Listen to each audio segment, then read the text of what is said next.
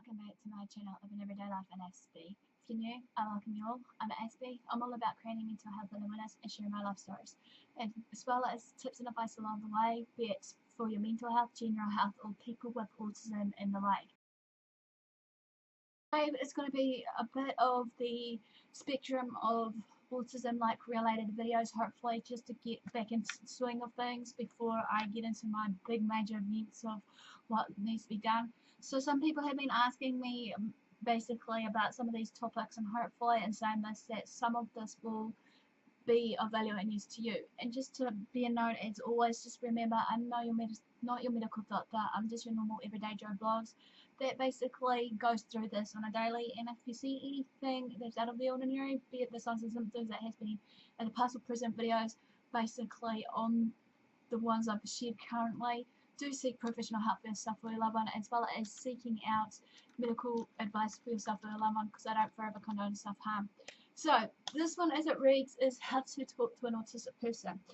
As we know, basically, many people may think that for us autistics, we're really strange, weird, bizarre, whatever label mentality, which we're not. We're just more everyday beings, and we don't feel as if we're intimidating to others. But once you get to know us, obviously, as a person, we can be quite fun and charming in our own very way, once you get to know us, as I said to you, because obviously in saying this, that, many people have that judgment call just because someone is autistic, that they're dumb, stupid, and all these other labels that I have clearly mentioned in one of my videos, which I hope I have, about we are not the labels, especially of my poem, which I'll link in the bar, as well as in the description for you guys to watch. So this one, I'm hoping for this video guide will hopefully be split into two parts, but some of it may sound repetitive because this one's going to be about the autistic person that talks, and then the other one will be the non-verbal autistics, which some will come back interact with these tips and advice that I'm going to give you. So please forgive me on this front.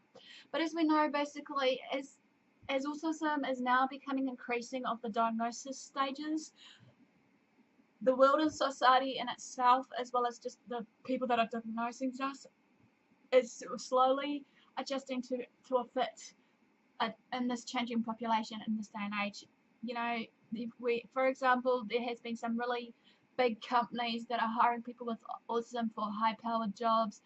Autism awareness is now formally growing, and we can also, book an autism-friendly vacation without the worry of hopefully that the child will just have their meltdowns and whatnot.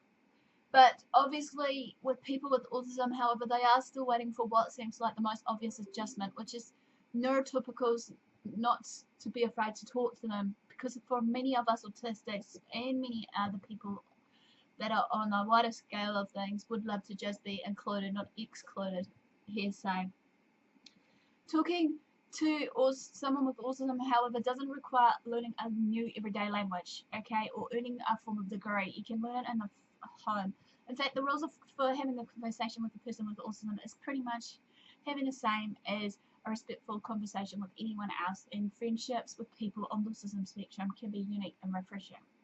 So what I'm wanting to address here is for two parts here in this. The first one for talking to people that are, autistic, or how to talk to an autistic person, is the very first part is understanding the everyday needs of an autistic. Okay, number one is don't forever worry about eye contact. I have mentioned this so many times before that many autistic people do not like making eye contact. Just bear in mind, every autistic is the same. I'm slowly getting out of that habit, or whatever you want to call it right now, of getting out and making eye contact. I'm starting to go with the flow, but I'm trying to remember when to take a micro pause when I'm conversing with you, when it makes that eye direct contact, so it doesn't spook you off or put you off or whatever. So my rule of thumb is usually when I'm eye contacting you, I'm trying to make sure I'm looking above the nose, maybe towards your hairline. Just also remember, when it comes down to some autistics may feel comfortable if you do try to force them to do so, making that eye contact. And in saying this, also just to bear in mind, there'll be another one I'm going to put into the description and bar above me, is why autistics don't like making eye contact and whatnot, and maybe a couple of playlists or videos on that subject. So if you're wanting some of that, please feel free to watch these after the video. So as you know, autistic people can usually think, listen, and speak better when they don't make that direct eye contact towards you. While it's not, while making eye contact may not seem odd to you or may seem odd, either how you feel basically about the person that you're talking to who is autistic, my suggestion here is try to sit or walk side by side or chatting while doing something that involves your eyes, like maybe drawing or crochet or something. May not always look at you, so don't assume when they're not looking at you, they're not listening to you. They are fully paying attention about what's being given to them in a form of communication. We soak up many information, data, and that as a sponge. As I said, that's how some autistic comes about. Unlike non-autistic people, however, autistic people themselves don't always look at the person or the thing that they're thinking about or addressing. Okay. Number 2, avoiding touching them unexpectedly. Again, this will vary from every autistic. Some autistics may like being touched, but again, another one I'm going to address in this part of it is about the personal boundaries when it comes down to maybe personal touch boundaries in the description and in the eye bar. Some autistic people are highly sensitive to touch, however, just to bear in mind, and even a friendly pat on the back can feel alarming or painful. Feel free to ask the autistic person, however, beforehand what their likes are and their boundaries are. For example, with some autistic people are distracted by a hand on their shoulder, while others may love bear hugs. In general, don't always touch an autistic person without their own consent, obviously, and try not to startle them in the process. Try asking first, maybe to the autistic, would you like a hug? This gives them the chance to either accept or decline if they're feeling too overwhelmed or they just feel like they want that feeling of touch. If you're going to touch an autistic person, let them see your hand coming first and foremost. This keeps them from them being startled, overwhelmed, and it gives them time to pull away or to say no if need be. If you're going to touch an autistic person, let them, like I said, but then again, autistic people usually can't handle touch when experiencing the sensory overload, so bear in mind that when they're having that sensory overload moment, don't forever touch them at all in that retrospect. Don't forever assume that a yes from yes may guarantee a yes for today when they want those hugs from you, however, because obviously, you never know what they may be feeling or thinking. So again, communication is important to know what they want. Conversely, they might have been unable to process a hug yesterday and they would love a hug today. Who knows? 3. Find a peaceful area to hang out. As I said before, many autistic may have sensory auditory processing disorders. So therefore, basically, again, that will be in the description and eye bar by me so that you can gain a clearer understanding of that, and hopefully it's in a playlist for you guys, as well as just maybe sensory overload and meltdown as we're following on with this. Okay, so with insaneness, an autistic person might have trouble filtering out ambient noises and sights due to the sensory processing disorder that they have. So this, and bear in mind, is a great way to maybe find somewhere quieter for them so that they can better focus on the conversation and not all the noises that's going on around them, be it the noisy traffic, the noisy trains going past, or even just, if you're in an environment where there's a lot of clatter of dishes when you're in a cafeteria and hubbub of a lot of crowd talking. Pay attention if they say they can't handle something. If they say it, they really do mean it. Sometimes autistic people may have a hard time understanding when they're overwhelmed.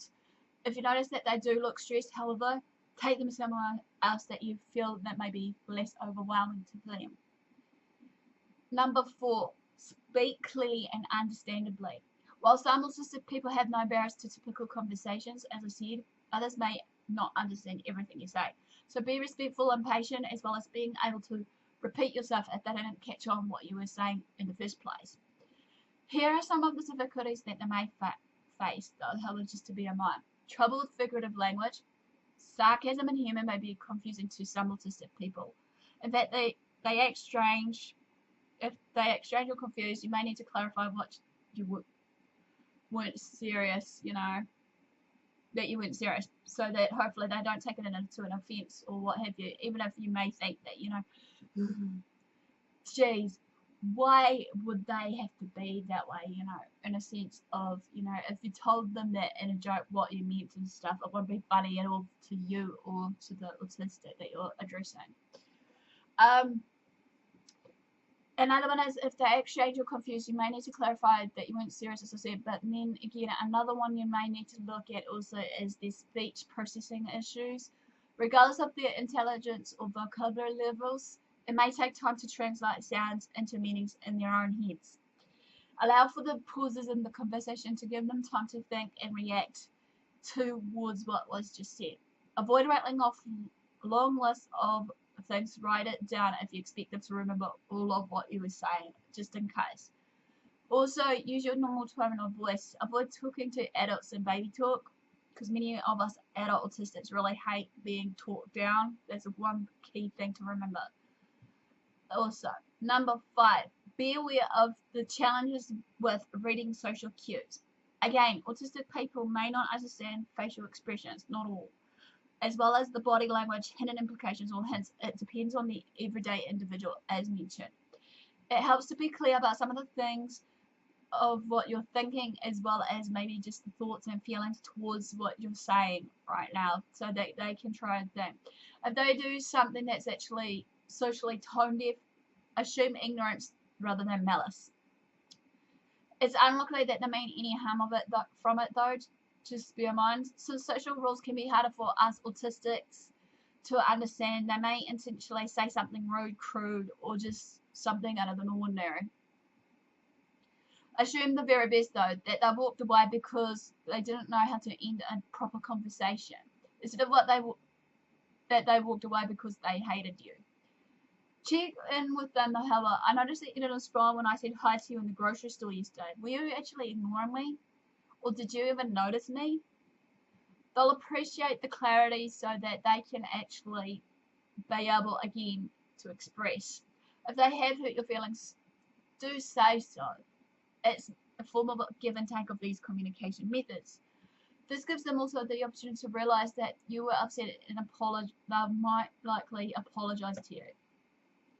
Know that you may witness a meltdown or shutdown or any other form of meltdowns, tantrums, or whatever. As we know, meltdowns occur when an autistic person can no longer suppress their pent-up stress and releases it in a fit of emotion that may resemble a breakdown or a tantrum. So again, another one I'll be bringing out of the meltdown series into the playlist of it in the iBar Bimby as well. However, shutdowns looks like the opposite. The person shuts down, becomes passive, and loses the ability to interact with others. In both cases, it's important to give them patience and also compassion.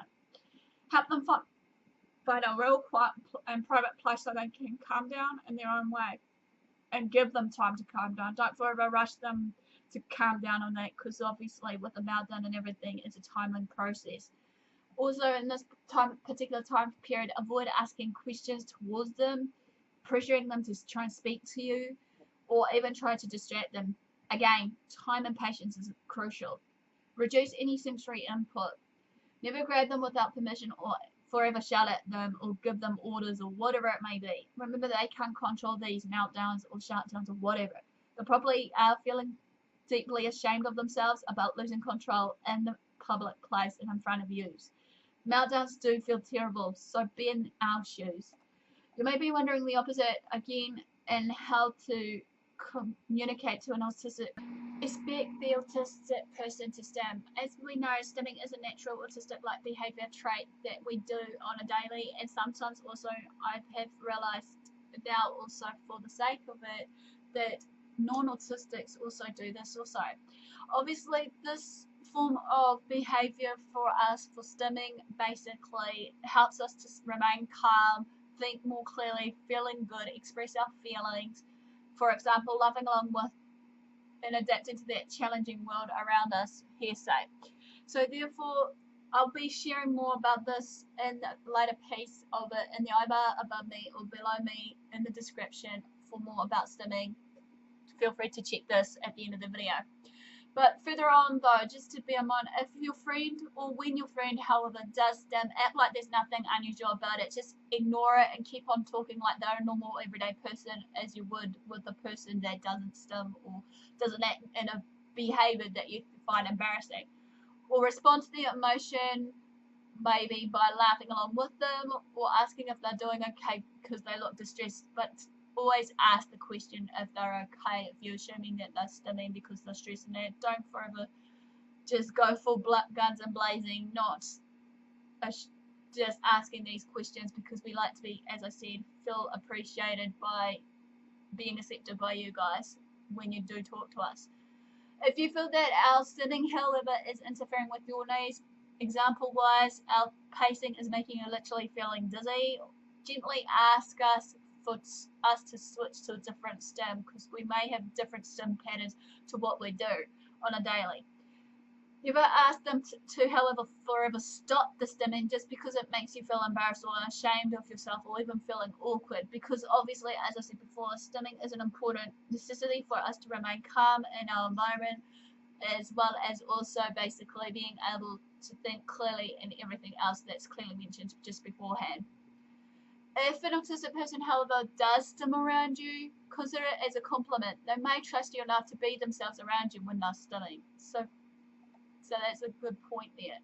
Number 8, if you're unsure about their needs, be sure to ask. Never forever assume that basically if we're out of sorts and everything that we're okay or we're not okay, because obviously, yes, it may take a while to acknowledge or to actually see the actual body language from what that autistic is, producing out to us. It's okay to ask autistics about how you guys can accommodate to our everyday needs. Asking is much better than assuming, because as they say, assumptions is the mother of all fuck ups. Excuse my term here.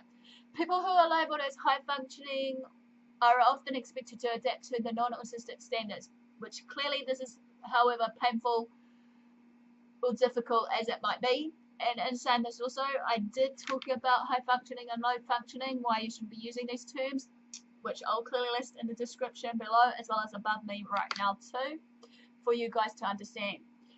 On the other hand, however, while low functioning people may be treated as if they can't understand anything, let alone their minds or needs. So therefore, again, communication is important. Being asked about our everyday needs can often give us a form of a relief and a release of pressure around us, regardless what it may be. It doesn't have to be a big deal. All you're asking is to us, what can I do to help you? Or how can I help you? This will improve the quality of our interaction, or your guys' interaction with us. For example, if a girl who was previously inattentive in a cafeteria, however, might become an active conversation partner in a quiet, non-distracting cafe that doesn't has all that necessary noise that we don't like. It may take us a while for us to respond again, but remember to be patient and understanding about us. Allow us to have our pauses. Allow us to give us that time to think things through what was said to us. And if need be, we may have to engage with you by saying, can you please repeat what you just said, just in case we zoned out or whatever, if you felt that we were zoning out towards us. But then again, on a whole, or on the contrary, we may be revising our own responses later if you feel that we're not engaging with you guys. Just remember that for autism, it can be a real complex condition, and it's difficult of every important aspect off the top of our heads, hearsay. Number 9, consider reading about autism. Research is important, as we know. Knowledge is power. As we know, also, internet is full of information from autistics alike, basically, as well as just autistic like run-based organizations, or even autistic like authors, such as Cynthia Kim and Amy Sequencer, just to name a few, who does offer insights into the way how our minds work, or their own minds work. Kim's website also has a list of recommended blogs in the sidebar. Also, just a big clear note, be aware of some of the groups that exclude autistic like people, because obviously there are some groups out there that has, excluded us in the community of the autistic community. Focus on what burdens and disasters they are, or portray themselves as anti-autism. So basically, be a mind of these. Aren't helpful and aren't accurate. So do your research. Listen to the real autistic people that you know of that you have come to know and trust to get some information if need be, as well as sourcing it out through the internet. Some parents, however, also that has kids or teenagers with, autistics, as well as therapists exists too, however, that writes compassionately and also insightful resources themselves. A classic example here is Ariane Zucher of Evans Hope book and Dr. Jonan Besman, who are well regarded among us autistic people. These people can also provide good information for you guys. Number 10. Remember, autism is more than a list of deficits and challenges.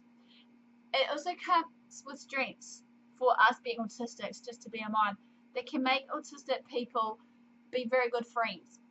Many autistic people are funny, genuine, loyal, loving, insightful, and so much more of our strengths. So it's clearly important to recognize our strengths, because, it may come in handy for you guys when you are struggling with something, that we may be able to pick up something that, also in saying this, be able to be appreciative of what we are as a person as a whole behind that mask, that autism. You can acknowledge a disability while appreciating the person as an individual as a whole that is worthwhile as a likable human being, because after all, we are humans within this label. Number one is 11 is try to be understanding. I know this is hard and that many people get really impatient with people with autism. It's understandable, but with a bit of clear understanding and training and whatnot as well, getting the right support from the right support groups around that can help you, basically, this can be useful. Every autistic person, however, as I mentioned so many times before, I can't stress it enough, is different and their different needs, be it whatever spectrum they're on, be it on the higher level spectrum of it, with their specific needs. And saying this, maybe for our differences may make us seem odd, peculiar, rude, or whatever, standoffish, whatever it may be. It might be just because of the disability, it haven't been disclosed or haven't been basically brought up much, even though it has now, or the lack of understanding of the social norm and rules around socialization versus, communication and that, as well as knowing that this is a co-occurring condition that will live with us for the rest of our life. It's a part of us. Most likely they never intended to be rude, however, or feel upset and apologetic if they learn they can hurt someone's feelings. So the second part of this for how to talk to a person that's autistic is part 2, conversing. Now, many people make exception of the very first one, don't forever wait for this autistic person to start that everyday conversation. Many autistic people, however, have trouble conversing or starting conversations and may not be able to pick up the right clues to when they want to talk to you guys or want to talk to us. If you want to talk to us, just go ahead and do it. Don't forever shy and assume that, they're dumb. I shouldn't be talking. Again, it's all about inclusion. Don't forever worry if it seems awkward at first, because obviously for most of us autistics, we're used to that little awkwardness in our, everyday bubble. 2, find some common ground. Most autistic people have a few topics that are particularly passionate about, and again, they love to talk about them if they believe that you are interested in them as well. So therefore, again, set up some boundaries when to talk about it, when not to talk about it as well, because obviously, many of us will talk it out to death. So therefore, it's good to bear in mind. Again, this will come into play with this playlist that will be in below, as well as in the over previously in the first part of this, how to talk to an autistic. So, also, number 3 is keep your questions polite. If you have any questions about autism, right, again, this goes for anybody, obviously, that is curious about it. It's okay to ask, right? Don't feel shy out, but avoid asking some questions that you already may know the answers to that may sound silly, like, can you fall in love? Or do autistic people have belly buttons? Since some of this may seem demeaning and rude to us, basically, you just gotta be in our shoes, for example, and maybe think of what to ask yourselves basically what would make you feel uncomfortable or comfortable, when asking a non-autistic person versus an autistic person. If you aren't forever sure of a question, appropriate or not, forever look it up on the internet and make sure you don't look like a dick, basically, to save yourself the embarrassment of the answer that you're about to receive from us autistic people. Obviously, yes, we have belly buttons. And you won't make anyone else in that conversation group feel uncomfortable by accident. Again, 4. Setting boundaries if needed. Since autistic people might always, as I said before, pick up on social cues, you might have to be more explicit rather than just dropping the everyday hints and what have you that you may do in your everyday conversation. Because obviously, some people have done this to me in the past about dropping hints, and it's just like, no, what the hell are they meaning, sort of thing. And at this point of time, I am now learning more and more about, okay, setting those boundaries. Well, now that I've done it, I've set some boundaries also on my own terms as well. But there are several ways you can say about it compassionately and politely to set up that boundary for yourself or your loved one, So, for example, it's been nice talking about cats, but I'm a little tired of the subject right now. Could we talk about school or something else instead and talk more about cats later? I need to go to work on a project right now. Okay, I'll see you at dinner. Well, I better hurry so I won't be late for the meeting. I'll catch you later. Or, I need some alone time right now. These are the most common ones that you can actually say to an autistic person, and hopefully in saying this, that many autistics will clearly understand. Oh, okay. It'll be a light bulb moment for us, probably thinking, okay, either A, they don't want to talk to us now about our beloved subject, or 2, they're meaning what they're saying. So always, as I said, don't forever assume, just then we can absorb that information. Number 5, listen to us. Sometimes people around an autistic person get caught up in therapies and training, and many of them also in that therapy and training basis think they know it all, right? It's no biggie, or lack of, information or knowledge and know-how. To the point that they forget that the autistic person obviously is no robot. They're a person with thoughts, feelings, and emotions. Give your friend a chance to be understood that is autistic, because obviously at the end of the day, we tend to get misunderstood as well. Number 6 is be direct when you need to finish a conversation if needed. If you want to leave or do something else, it's also best to be polite and very clear to us. Okay? Politely get our attention, explain that you have to go. Autistic people may miss the subtle hints or signs, as I clearly mentioned earlier, so therefore that you want to leave. If you're talking about something that doesn't interest them, they might not know how to change the subject or let you know they'd rather go do something else. If, however, they do act abrupt or leave unexpectedly, brush it off. They probably didn't mean any harm by it, whatsoever. 7, appreciate us for who and what we are behind this label. It's a common ground that for many organisations and non-autistic people treat us autistics like a blight or a disease that might need to be cured, right? Like many other mental health conditions, you need to be cured, you need to be fixed, that's just really irks me to the core. Most autistic people, however, just wants to be loved, appreciated, and wanted, warts and all, without autism and everything else that's with it. And also to be treated just like any normal everyday. So this quickly ends the first part of how to talk to a person that is autistic. Smash the like, feel free to comment below, feel free to also share these videos around, and say this of the comment below. If any of you that are autistic and are verbal like me, if I've missed out any tips, or you just want to clearly state what really irks you when you're communicating to a neurotypical, shall we say, what do you want to actually share with them? What is your tips or advice here say? If any of you are out there. And in saying this, also don't forget to follow me on social medias, as well as also in saying this, that 9 times out of 10, basically, as I said, I've got a merch store online store, which you can clearly click on the description below, as well as maybe follow me on the video description below me here.